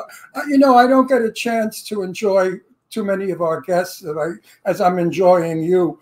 You're a book of Hollywood. You're wonderful. You have so much to say. I really think you're the one that should write a book about your experiences and the people you've known and what went on in Hollywood in the days when Hollywood was magic. Just magic. We're here. So everybody, this is Jeffrey Byron. Follow him on Instagram at Jeffrey Byron. We will bring him back at another time, you guys. We want to thank you for coming on the show and sharing all your stories. We had a great time. If ever you're in Palm Springs, give us a call. We'll go to lunch. I will. I'd love to talk privately with you because I have a lot of stuff that I would never air. They want me to write a book, and I said, no, I won't, because I was like a little gossip guy. I got everybody's gossip, and I won't tell. Got it. Publicly. So, Jeffrey, thank you so much. Such a pleasure. Thank you both. Take care and enjoy the rest of your show. Thank you so much, Jeffrey. Bye-bye. Thank you so much. Thank you. Hey, all right, you guys. Terrific. So he was fabulous. What a terrific Again, you can follow him on at Jeffrey Byron on Instagram. What a great guy. What great stories. Love to work with him. And now we're going to bring on our next guest. So let's bring in John Wells. Hey, John. How you doing? Hi, guys. Good. We can hear him. All right, everybody. So now we're going to welcome to the Jimmy Star Show with Ron Russell, actor, producer. I saw him singing for a movie, so singer, and the next big action star, John Wells. Hello, and welcome to the show. Yay! Hey, guys. Thank you so much for having me. This is my cool, outrageous man about town co-host, Ron Russell. Hi. I bet you think you're good looking, huh? You're not. You're ugly as sin. Yeah, right. Thank you. I've never seen an uglier man in my life. Ugly. Frightening. This is a great start. You could be in a horror movie without makeup. Even Ron's daughter just like walked in here and said, "Isn't he hot?" How dare you look so good, you son of a bitch? Yeah, right. Isn't he gorgeous? I said to Jimmy this morning, I said, who's that guy you have on? He's Look at the blue eyes on him. The son of a bitch even had to have blue eyes. You know that Sherry Davis warned you because I'm in the post on Facebook, so you just have to roll with it. You'll be fine. Everything will work. You're really good looking, so you might as well enjoy it. He's not good looking. He's handsome. Thank you. You're handsome. You really are handsome. God, very much. You believe it? Because I was handsome when I was young, and I never thought about it or believed it. People would say to me, "Oh, Ron is so handsome," and I thought they were full of shit, So I never really believed it. And my daughter, who just came in and said you're gorgeous, was second runner-up Miss America, Miss New York, everything. Wow. She looks like Michelle Pfeiffer or Grace Kelly. She's been told all her life how beautiful she is, and she never believed it. So do you believe that you're good looking, or do you say... I think we definitely see ourselves through different lenses than why is that? We don't see us... Honestly, I think with me, I was a very overweight kid. I was over 100 pounds when I graduated high school. I was a nerd. I was an introvert, and I was just, I was in the corner guy trying to attract as little attention as possible. I was very insecure most of my life. Then you become a movie star. Like, how does that work? He's got talent. You don't it's transformative for me. That's the appeal of acting to me is the ability to not be what's in here, and I can step outside and actually be someone with that confidence. Are you married? No, I'm actually engaged. You're single? He's engaged. Oh, you're engaged? Listen, if your engagement doesn't work out, my daughter's single. Oh, she's freaking out that he just said No, my daughter has So- gone out with a very, I won't say his name, but a very famous movie star she went out with. Anyway, we're going to switch this. Oh, good. Now we got him sideways. All right. This is good because we can see you very well now. Okay, so first thing I want to do is we have a chat room full of people, so say hi to the chat room. Hello, everyone. And then we have someone in here who's a big fan. Her name is Dawn Hinton, and she's seen all your movies, so please say hi to Dawn because she'll kill me. Have you say. There Nice you go. smile, too. They're all now they're all talking about how like how good looking you are in the chat room. So Well, you're the total. I opened that door because, listen, Thank you very much. if the guy was ugly, do you think I'm going to lie and say he's good looking? I would have said, oh, you have nice hair. Actually, though, Well, that's a nice beard. That's what I would have said. So the first thing I got to get gossip. Everybody wants to know gossip. I don't want to hear your shit. So your girlfriend, she's an actress? Yes. Who is she? She's beautiful, blonde naturally, with a body of death, big boobs, gorgeous, I could tell. she's quite. Is that true, everything I just said? Yeah. Actually, is she going with you to Halloween Hotness? I don't know Halloween Hotness. Make it. Yeah, you're one of the featured guests for Halloween Hotness, right? With us, we are too. Yes. Oh, so we'll get to meet. So we'll you get to in actually person. meet you in person, and we'll get to meet her. Sherry Davis, though, sent me a message how great John Wells is. He's fabulous. He knows everybody that we know, and you've actually seen his movies. What movies? Well, he was in one movie that you didn't like the movie, but you were like, the lead guy in this movie is so good, and that was Bermuda Island. Oh, you're the guy? You're the gorgeous I guy didn't in Bermuda recognize. Island. No, listen, I'm a very big fan of theirs. The Mahal brothers. The Mahal brothers, okay? I always say the Mahal brothers need 20 million and they will make a fantastic movie. But this crap that they do with this pay to play, I can't stand. And it shows in the movie because you're working with amateurs. Yes, I remember your performance. You were great. You're not only handsome, you're a damn good actor. Thank you. Because no, really, I thought you saved that movie. I hate to talk bad about it, only because Sarah French and I have, she's my very dearest best friend, and Sarah and I have had discussions about that movie. But I want to talk about a different Mahal Brothers movie, because you have a movie just got released on Paramount Plus yesterday, and I actually, believe it or not, I bought the movie, and I never do that, but I wanted to see the movie, and I think it's one of their best movies yet. It's called Arena Wars. We'll watch it tonight. It stars Robert Donovan, Michael Madsen, you, obviously, because you're the main character, I Eric like Roberts, Robert Sherry Donovan. Davis, Robert Lasardo, BJ, and Gene Heathen is in it. Who? Gene. The tomato. Oh, the tomato. My It's friend, in it. I called you the tomato. And it's a very good movie. Let me tell you a little bit about Sherry Davis. I know Sherry Davis for a long time. She has got the most magnificent breasts I've ever seen. Sherry Davis is probably one of the most beautiful women I have ever met. Sherry Davis is so sexy, but I saw Sherry Davis in an evening gown all dolled up, throwing a right hook at some broad in the bar, knocking her on her ass. Sherry Davis, you don't play with. She is a Texas chick. She is a tough girl. I love and adore Sherry Davis. I would do anything for her. I think, and she warned him on Facebook coming on the show. That I was She also told me, Jimmy, please have Ron go easy on him because he's not used to it. No. Listen, he knows I like him. Listen, if I didn't like him, I would ignore him. But Sherry Davis, to me, is a straight shooter. She's a terrific dame. I love her. So let's go back to Arena Wars. So you play like the main guy in it. Tell us give us a little teeny summary about it, because then we're going to play the trailer. I want everybody to see it, and then we're going to come back and talk. Oh, it takes place in kind of a dystopian future, and it's a televised death matches are kind of the main source of public entertainment, where they put death row convicts against sort of gladiatorial killers, and on basically a TV show, and who's going to win, who's going to survive, and if the death row inmates survive, they win their freedom.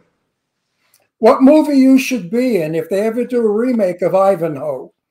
You look like Ivanhoe. Doesn't he look like Ivanhoe? Yeah, he does look kind of like Ivanhoe. Do you know who Ivanhoe is? You know the script? Robin Hood. Dude, yes. Not Robin Hood, Ivanhoe. Because I would love that game. Errol Flynn played Ivanhoe. So that's who Errol Flynn is, right? Oh, yeah, I know very well. I hope so. Yeah. I think it's very cool because I went down your whole. Oh, wait, I want to get into something. Wait, I want to play the trailer. We're talking about one movie. No, I have to say something before I explode. Working with Sherry Davis, does your girlfriend get a little nervous? No. She's confident. She's confident. Yes. I'm working with Sarah French. My lady is together. Yeah, Sabrina is. You know, that's a straight guy's fantasy. It's a three-way with Sherry Davis and Sarah French. Anyway, all right. So here's what we're gonna do. We're gonna play the trailer for Arena Wars. So John, I want you to introduce the trailer, and then we're gonna do the one that says Arena Wars, and then you hang on, and as soon as we play it, we'll be right back. So introduce it for us, please. Great. So this is the trailer for Arena Wars, which you can watch now on Paramount Plus. Okay, we're gonna. And welcome to the next exciting episode of Arena Wars. Fresh batch of institutionalized gladiators fighting for their freedom. Ready, here we go. You guys heard Perez?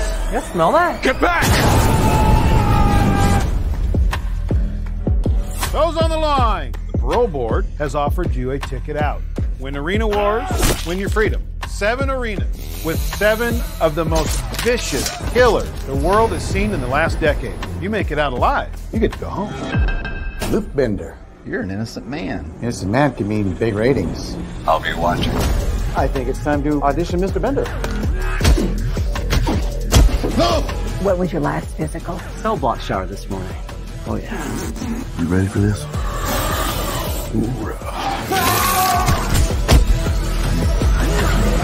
Impressive showing out there tonight. You're the new fan favorite. Are you with me?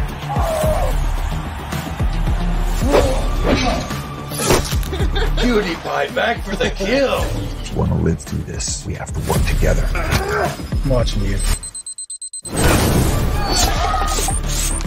Smile for the camera, thug life. Wow. It's showtime! We have to finish this.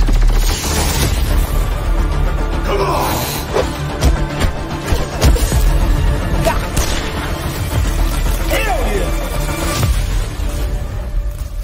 Doesn't sound much like rehabilitation, does it? Yay! I like this movie so much.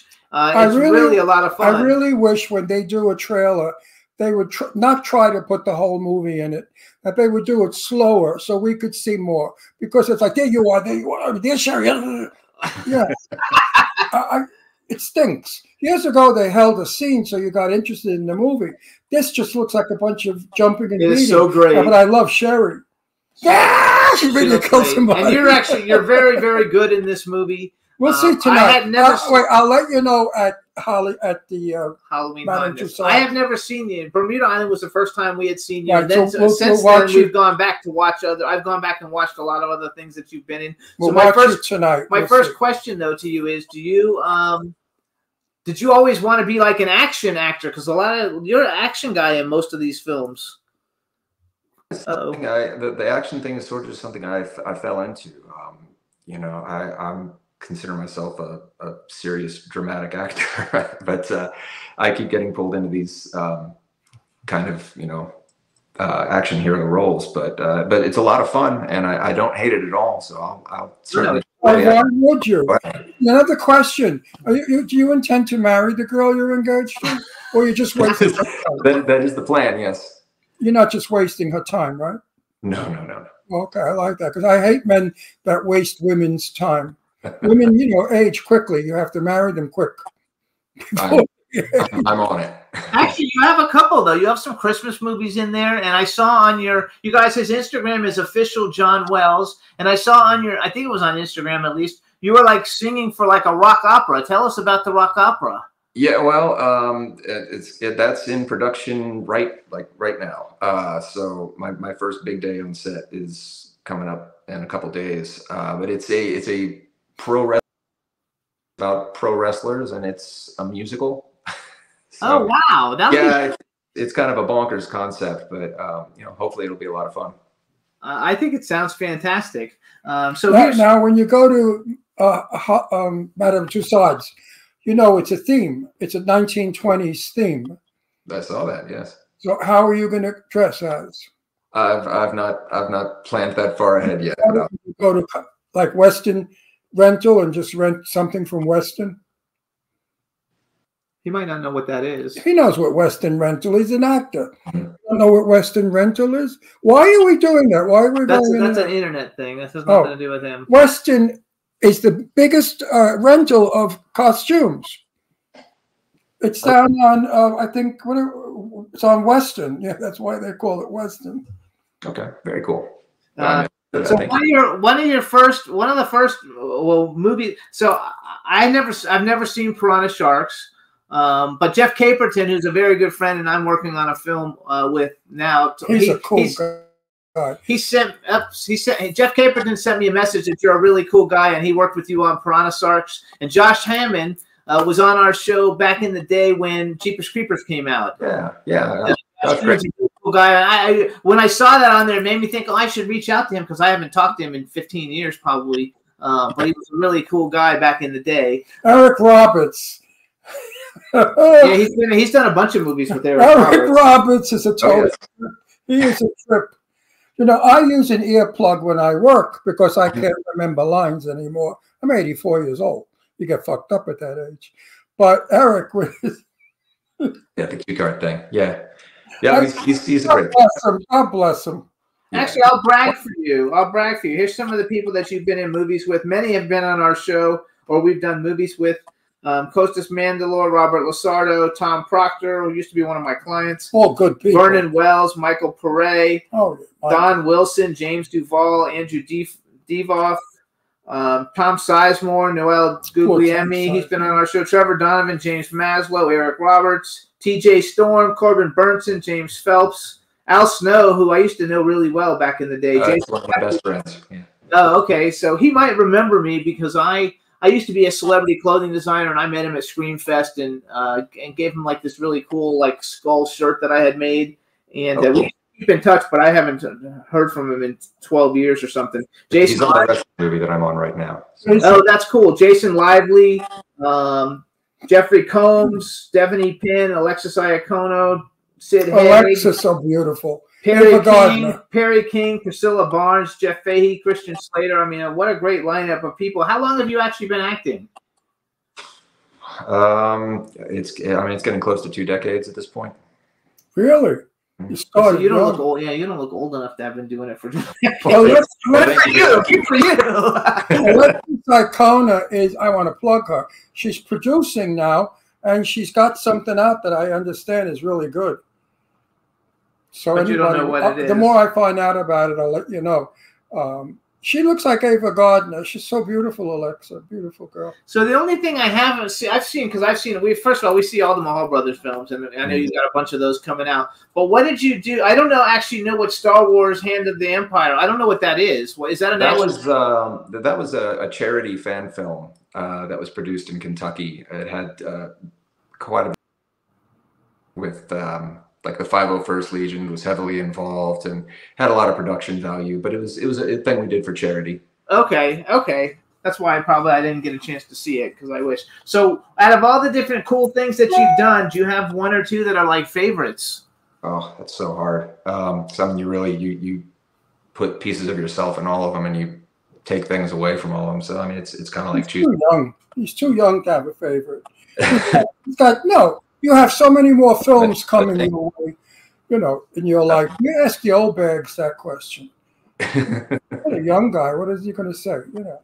That's why. If you ask me my favorite film, what are you asking me? Yeah, well, you can't even remember the question. No, because a lot of the movies you do are like you probably didn't set out to be a horror movie actor. Do you watch horror movies? Do you actually? I love horror. I love horror. It's I think it's a blast. I think it's a lot of fun to watch. It's a lot of fun to work on. I love Halloween time. Me too. We all do too. All actors do. Mahal Brothers. Let's get back to them. Mm-hmm. They do I don't think they do horror movies because to me horror movies are slash, kill, chop, blood. Their movies are more, they have a story. Yeah, that's there really is a story in the Mahal Brothers movies. It's just not scenes of gore. And that's why I like their work. I like the both of them. I think they're very good producers. They have Devil's Night. He has Devil's Night, Cursed Waters, and Alien Horde. I think those are all Mahal Brothers movies that will be coming out. Or one of them, I think, is getting ready to start shooting. Alien Horde, I think, is starting to shoot soon. Then he's got Bermuda Island as a Mahal Brothers movie. And what's the one that I really Arena liked? Worms. The one I really liked. You like the one with Robert Lasardo, Bloodthirst? Yeah, Bloodthirst. That was bloody, but I love Robert. And you like the other one, the Tommy Knocker one, or whatever, Night of the Tommy Knockers? Night of the Tommy? Yeah, you're not in that one, though. I'm not. No, that was actually... He was fabulous. Yes. He was fabulous in that film. Richard Grieco. Richard. He's going to be Halloween Hotness, I know. I can't wait to see him. He's a favorite friend of mine. I was originally, the Mahals originally reached out to me for Richard Grieco's role in Tommy Knockers. That was the first time they I like Tommy Knockers. Yeah. And so what? I couldn't do it. So they got Richard Grieco. What I loved about Richard was he didn't act. He did nothing. And the nothing he did was so powerful. Mm. I mean, Sarah French did that in a movie called Blind, where she's a blind movie star and a crazy guy's living in her house and she doesn't know it. Actually, do you wonderful movie. Do you know Marcel Walsh? I'm speaking. Do you know Marcel Walsh? Can I punch you? I met him. I love him. But okay. Doesn't matter. Doesn't matter. I'm going to punch you so hard. Your teeth are going to go right down your throat. You're going to choke on them. Anyway, Isn't that nice? I'm trying. I'm doing. It's his things on birthday purpose. soon. I have to be nice to him. So I was just nice. Sarah French, as I said, played it without acting. I don't like actors that act. Do you agree with that? Very much so. Very. I don't think you act. I think you become. That's what I should. You have to become. The moment you act, you're shit. When I work, I become. I don't act. If I can't become, the part's not mine. Agreed. Did you grow up acting? Like, what did you do when you were younger? Where are you from anyway? Where's your background? Well, I'm from Louisville, Kentucky. Where? Where in Kentucky? Louisville, Kentucky. Okay. Which I am. My dad's from Bowling Green. Oh, yeah. You have a winning smile. I like when you smile. Smile a lot. Thanks. Thank you. Not like Carmela. She smiles too much. Just smile less. So okay, so you grew up in Kentucky. How long have you actually lived in LA? I don't live in LA. I still live in Kentucky. Oh, you're in Kentucky now? Yeah, I'm an East Coast kid. You're smart man. Oh wow, I didn't know that. Smart Good for man. you. That's smart because like it's terrible. We're not actually in LA. We're in Palm Springs. Okay. But I didn't know you didn't live in LA. Good for you. I bet it's nice there too. Like I haven't been since I was like a little kid, but I've been to Kentucky, and I didn't understand. We stopped for breakfast because we were driving cross country. We stopped for breakfast, and my poor father, who had a very heavy Italian accent, and he didn't get English too well. The waitress, my father said, "I'd like soup." So she said, "You want soap?" My father said, "No, I want soup." She said, "Yeah, you want soap?" He said, "No, I don't want soap. I want some kind of soup." So we had to interpret. Papa. Wait a second. Have you ever heard of the band? Soap like is soup. music. Have you ever heard Cage the Elephant? I'm familiar. Yes. Because they're from Kentucky and they're my cousins. They're like my. I've never met them because the families don't all get along. But my dad knew them very well, and they're from Bowling Green, Kentucky. Yeah. So do you play? Because I see at least a guitar and a guitar case. Do you play? Like, are you in a Well, he band or sings, anything? if you I sing. do. Well, I grew up doing music. That's kind of that was sort of my introduction to the entertainment industry. I was a singer, songwriter, touring musician for a lot of years, and then I made the kind of whiplash transition into acting, and that's kind of taken over my life from there. So is your girlfriend from Kentucky? She is, yes. She is. So you met her in That's Kentucky. good because they have better values there. Where did you meet her? Where did I meet her? Well, I met her working on film. Making a movie. So she's an actress. Yeah, she said that already. Well, he's not giving out who she is. So we didn't ask. Well, I'm lying. Her name is Sabrina Scott. I already described her. What's her name? Her name is Sabrina Scott. Is her Sabrina Scott. Sabrina Scott. Look her up. I already described her, blonde, beautiful, with big boobs. So, you know, that's it. Sabrina. What movie did you guys do together? We did several. We were friends for a very long time before we were ever a thing. You know, so many people we know meet on the set. Maybe I should put my daughter in a movie. She'll find a husband. Wouldn't it be nice if my kid found a husband? Very hard to find husbands nowadays. All the women I know, they all said men suck. They're no good. They're bums, or they're users, or they're children, or they're impotent, or whatever. So it's really a put-down society we live in. Men are being terribly put down, and I don't understand why. What do you think about that? Wait a second, is that her? That is her, yes. Oh my God, is she gorgeous? Another ugly one. Yes. I mean, you're going to have such ugly children. The two of you are so ugly. She's a knockout. No wonder you like her. I know. No wonder. She's born in Louisville, Kentucky. She's a beauty. Look at her. What a beautiful girl. Oh my God, good for you. Congratulations. Yeah, you did well. Oh, look at her. Put that one back. Oh my God, she looks like a supermodel. She could be like my daughter's sister. She's like on my daughter's type. Oh, she's beautiful. She's good. Congratulations. Wow. All right, let's go back. No, wait. Maybe he doesn't want everybody. I don't care what he wants. Together. They're in movies I want together, everybody out there wants to see what this girl looks like. You got to look like that to get a guy like him. There you go. Hey, it works. Beautiful. She might make it in the movies. She's so beautiful. She's a director too. She's a director. She's a fantastic writer. She's a wonderful writer, and she's a tremendous actress. And how long are you with her? We've been together for a few years. How many years? A few. Yeah. We've been engaged. He's got a good. Technically been engaged for. He's got to answer my questions, or when I see him, I'm going to beat the shit out of him. Actually, she's an actress, director, and a writer. She's a beautiful girl. She knows how to cook. Yes.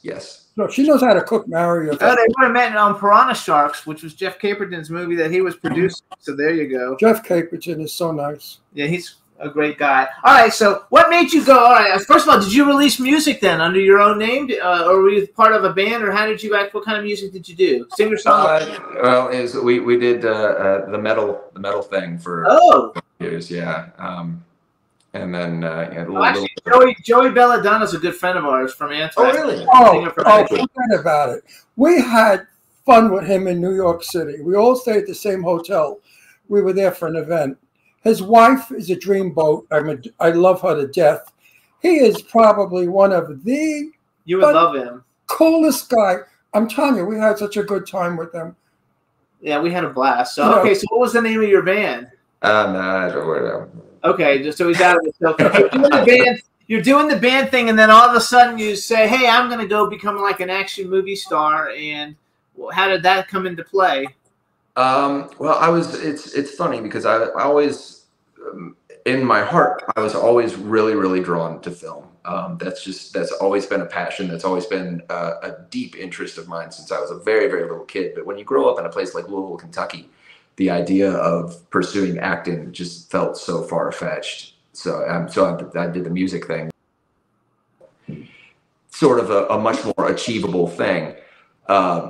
But I was approached by some independent filmmakers, just basically they had seen me perform and knew a little bit about, and they asked me to come screen test for a movie, and I went and screen tested. I ended up getting the role, and I just took off from there. So what's coming up for you? What's going to be the next one? A lot of fun stuff. Well, I'm back with the Mahals in a couple of weeks to do the Alien Horde. The what? Alien Horde. Was that a space movie? It's a space action epic adventure thing. My favorite movie. Should be a lot of fun. I've never been in one. Would you believe it? And I'm dying to be in a space movie. I want to play Emperor Ming. Like from Flash Gordon, remember? He might not know Flash Gordon. He's not that. I know Flash. Anyway, since I'm a kid, I've always thought of myself as a spacey guy. You know, space traveler. That we came from another planet. I believe that.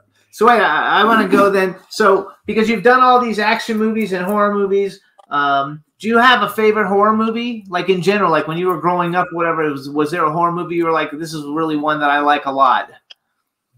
I mean, it really kind of depends on mood. I mean, I think The Exorcist is an easy go-to. It's just so effective and atmospheric, and you just feel the weight of the movie through every beat. But I love too the Evil Dead 2s and Army of Darkness stuff. You know, it's such a fun escape. So it just kind of depends on the mood. Bruce Campbell a couple of times. He was pretty nice. So yeah. Cool. He's from what do you call Bruce Campbell? He's the battery guy. No, is that the one? I'm thinking Campbell. I'm thinking of Campbell, who was the guy that flew with the rocket on his back. Oh no! He likes the Rocketeer. Rocketeer. Oh, okay. It's Billy Campbell. Billy Campbell. Bruce Campbell's different. He's bigger. Okay, so bucket list. Because now I listed off a lot of the people that you've worked with, male or female. Male and female actor that they could be living or dead. But if you had a bucket list and you were going to be given an opportunity to pick a male and a female to work with, who would you like to work with? Female would have been Maggie Smith. Oh, who? Maggie Smith. Absolutely. Oh, God. Yeah, That is one of my favorites of all time. Me too. I love that. I'm sorry. Really devastated with that one. That one cut deep. But if we were to go with alive, I'd probably say Julie Andrews. Julie Andrews. Wow. Yeah, I'm a big Julie Andrews fan. She's one of the loveliest people I've ever met. She was charming and so gracious and so lovely, well-mannered. I was so impressed with Julie. Very nice and very beautiful in person. I love it. Okay, male actor. You can give us a living in. Come on. Ian McKellen. Great. Good choice. Nobody's ever picked him, actually. Yeah, I'd probably Ian McKellen or Michael Caine. Great actor. I met him. We both met him at different times. He used to have a restaurant in South Beach, and I ate there, and he ate at the table next to me, so we got to talk to him. Very sweet guy. Very good guy. And then, so then the finale part of that question is bucket list movie. If you could have ever been in any movie that's ever been made in history, what movie would you have liked to have been in? Obviously, you can't pick your own. That's wow. I feel as you do. There are so many. It's difficult to choose one. I could never answer that question right. The Princess Bride. What a great movie. Which movie? The Princess Bride. Princess, who was in that? What's her name? Who I like? The girl, the brunette. I'm so big. You know, getting to be 84 sucks. Let me tell you. You lose your mind. No, you lose your memory. It's terrible. Well, you look great for 84, though. I may not look it, but I am it. And he said you look great for 84. Oh, see, I don't even hear well. What the hell am I doing in the business? I still make movies. I just shot a movie. Clown Motel 3 Ways to Hell. I played General Milan. That sounds like a lot of fun. It's a great movie, Princess Bride. It's got a lot of really. What's her name? The one I like is the star of that, the brunette girl. No, you're thinking of the Julie Andrews Princess I'm Diaries. Not. I'm thinking of the one that was in Princess Bride. Is Carrie Elways, Mandy Patinkin, Chris Sarandon, Christopher Guest, Fred Savage, Robin Wright, Peter Falk, Peter Cook, Carol Kane's in it, Billy Crystal's in it. A huge cast. Great movie. And I like it. It's beautifully tongue-in-cheek, but it has so much heart. And it's one of those movies that's just, I think it's timeless. And it hits all the notes. It has something for everyone. And it just feels good. It's something that anytime I see it on, I have to finish it. So we need more movies, of those. More of those.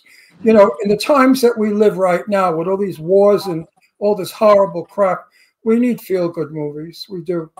We've got to stop with the morbid stuff. People are morbid enough. I love it, though. I love it anyway. But yes, but I like the feel good. But let me tell you something. You'd make a wonderful Prince Charming.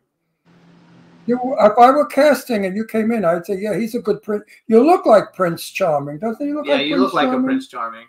So did you have to go? Do you because you do a lot of, real action stuff, like in Arena Wars. You're like doing like a lot of action stuff and getting like stabbed, kinds of. Beat up and stuff. Like, did you go to like how did you learn how to do that? Did you train somehow to become like a stunt person a little bit, or it's just from doing experience of doing one-on-one and you do a lot of rehearsal? It's just from doing it on set, doing it on the day, and learning on the fly. I've done so many of these things by now, but I still learn from every set. But it's all just practical experience from doing it all. I think it's like super cool. I don't know if I could do the action stuff, but because I could see you as being like one of the next big action stars. Because like all the films that I've seen you action in, beating people up and running and doing all the like stunts and stuff, is very good. He likes Jason Statham, so you can be like the Jason Statham. Jason Statham is amazing. He's 5'5", maybe if lucky, and 20 guys come in the room and he beats them all up and doesn't have a bruise. So I just sit there saying, "Oh my God, this is fantasy." But I think Jason Statham has such a presence about him. He doesn't do anything. He doesn't act either. But he's a superstar. I'm a big fan of his. Do you like those kind of action movies? I do. I love them. I think they're a blast. Like when they beat everybody up. I'm from New York, from Brooklyn, so beating people up to me is normal. You know, because I grew up beating up people. Actually, we had John Ozuna on 2 weeks ago, who's got a movie coming out called The Bouncer coming out. I think you know John Ozuna, right? Don't you? Do you know John Ozuna or not? I thought maybe you did. So I know of him. I don't know him personally. Oh, okay. Oh, you'll meet him. He'll be at Halloween Hotness, so we'll Cool. introduce him because he's That'd be real. awesome. So you're actually flying in then from Kentucky to do Hollywood Hotness. Is that when you're also shooting Alien Horde? Yeah, I was in town for production, so it just kind of worked out that way. Now, Alien Hearts, let's talk about it. Alien Horde. What is it? Horde. Horde? Yes. Alien Horde. That's interesting. Alien Horde. What are the aliens hoarding? People to eat. We don't know yet because it's not out. People to eat. Is it like interplanetary, like different planets? Yes. Oh, I love it. Oh, I can't wait. Lots of different races. It's kind of got the Star Wars. I love it. Places intermingling. Kind of like Star Wars with all the different Star Wars is played out. I hope this is not a monster, but a alien movie. You know, they're the best movies. Anyway, they haven't started production, so we can't really talk about it. No, but I can talk to what's his name. You can talk to Michael and Sonny, right? And ask them. And suggest to him. Actually, in the chat room, they're saying that number one, you should meet Marcel Walsh, and the reason I brought it up was Marcel Walsh is like you now. He's very good looking and built, but he also was like he is built. No, he's frail. He's a little guy. No, he's not. Not like him. Marcel he's not as tall. Marcel takes his shirt off, and Marcel's ripped. He's got a six-pack. He's got muscles. Since when? Always. Anyway, Marcel was 100. He was like over 100 pounds overweight, also, and a really chubby young kid. And now he's like basically he's one of the biggest independent horror movie directors that there are. So you should definitely meet him sometime. They're also saying that you'd be great in like a romantic rom-com. They think that you should do some romantic rom-coms. Definitely. And somebody also said that you would make a great like Alibaba. But I could see you as like like taking over since unfortunately Bruce Willis is no longer to do it. Like I could see you being like kind of like the next Bruce Willis type, where you do all the action stuff. I could totally see you doing it. So I hope you got a good agent, because we would love to see you in some more of that stuff. He's doing great. What does he need? He needs you to tell him what to do? No, he doesn't need me to tell him what to do, but I'd like to get him in $100 million movie instead of $1 million movie. You know what? He would like it too. You know what? Let me tell you something. Actors must earn that. You earn that. Not Brad Pitt. I don't think he ever earned it, but you have to earn it. You start off making $50 a movie, then you go to $200 a movie, then you go to $1,000 a movie, and then you go up. It comes with you have to earn the audience. It's about actually, I think you've got a big audience following though already. It's all about the audience. And I have like 3 people that see my movies, but I get paid. I don't work free. Well, after this, I hope to be the 4th. So. There you go. You can be the 4th. They also saying they can see you in roles like Hugh Grant, like a Hugh Grant role. Are those teeth your own? I'm sorry? Are your teeth your own? These, I made these myself with my gums. Beautiful teeth. No, I mean, you're not veneered or capped. No, these are. You're lucky. He's young. I know, but I never had teeth. I'm not that young, but thank you. I never had a smile. Look at my smile, like a turtle. He has a beautiful smile. Look at that. So you guys, this is John Wells. You can follow him at official John Wells. Please check out on. You have a brother, an older brother, single? Yeah, I have an older brother who is about to get married. Oh, he's about to get married. Maybe we could break it up? No. He's always trying to marry I'm off his daughter. desperate to marry my daughter off. So you wait, you guys. So follow John on Instagram. Everybody needs to check out Arena Wars because it's on Paramount Plus, which congratulations to you and the Mahals. I mean, that's a big deal getting on Paramount Plus. Not an easy platform to get on, so congratulations. Wish you all the success in the world on all your films, and we look forward to meeting you in person and taking some pictures at Halloween Hotness on the 19th when you're shooting. I don't know that he wants to take a picture with me. Unquestionable. If anybody sees the picture, they look at me, not him. Oh, yeah, right.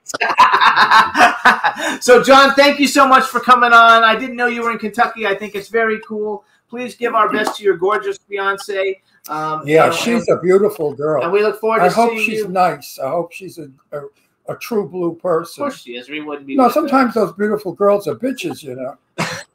No, really. I've seen some of those beautiful girls, what they do to men. I would punch her in the face if it were me. He's not going to be with the terrible one. So anyway, congratulations on all your success. Thanks for coming on the show. We'll see you in a few weeks. Looking forward to it, Johnny boy. Bye. Nice guy, good looking, good actor. He's got it all. So you guys, thanks so much for tuning in. We had a great show, and we'll see you guys next week. Have a great weekend. Bye-bye. Have a good time. October, Halloween time soon, and Jimmy's birthday. Bye, everybody. Bye-bye. Can turn out to be so wrong. Yeah, we in the mix. Yeah, we in the mix. It's another episode. Here we go. The Jimmy Star Show with Ron Russell. Interviewing the hottest, newest, and truest of today's celebrities. Make sure to subscribe so you can get notified weekly. Jimmy Star, he's the king of cool. Ron Russell, he's a gorgeous dude. Chat room is live and you would be a fool not to vibe with us at the Jimmy Star Show with Ron Russell. Come watch it live on W4CY Radio. Miss some past episodes? Download on iTunes. The Jimmy Star Show with Ron Russell. It's the Jimmy Star Show with Ron Russell.